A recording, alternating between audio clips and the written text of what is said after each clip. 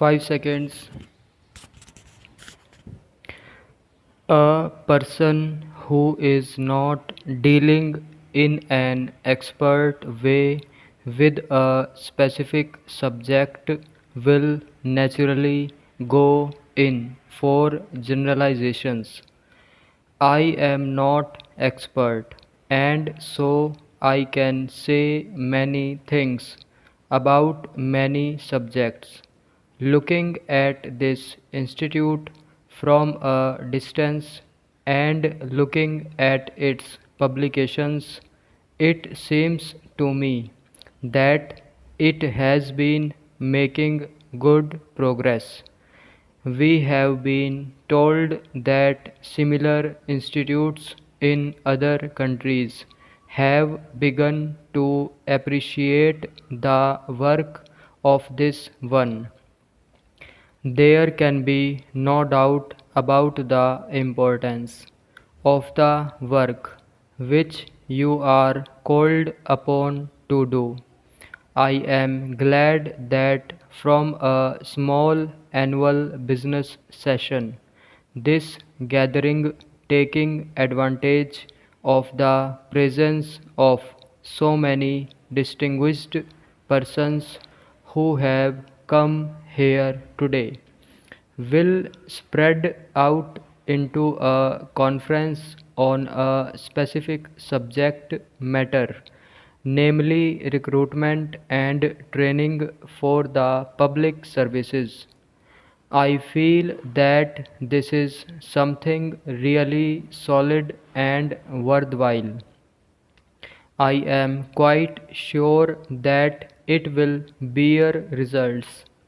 It may be that the results are not very obvious, but it will in any case be an earnest discussion of subjects of high importance. I often wonder how we should approach these subjects. There are several possible approaches to them: the technician's approach, the professor's approach, and the man in the streets approach. I believe that most of you who have gathered here are either of the administrator type with actual experience or the professor type. Both types are very important, both having a fund of knowledge at their disposal. It may be said, however, that neither of these two types represents the man in the streets approach. I do not think the man in the streets approach is likely to be well informed or even very helpful. However, it is obviously an important approach because it is the man in the street or the man in the field who counts, because after all it is him that the administration is ultimately meant to serve. You must always remember that aspect. If you do not, you will have no solid ground under your feet. It is worthwhile to repeat this because the administration not only has to be good but has also to be felt to be good by the people affected. That should always be so, but it is necessary in a fully democratic setup because this is being fast developed not only in this country but in many others too. Now, what is self government? We have a parliament which is sovereign, which normally speaking is elected every 5 years. It is obvious that the vast majority of the measures considered and passed by Parliament are in a way being considered by the 360 million people in the country. If I may say so, the people's representatives tend to function on the basis of a feeling of the general pulse of the people. The latter have got the power to kick out a government or a member after a certain period of time, as it is important to keep the government or parliament in check. Again, there also exists a general feeling or awareness in the people that things are being done according to their wishes or in consultation with them. In fact, they have begun to feel that they are governing themselves.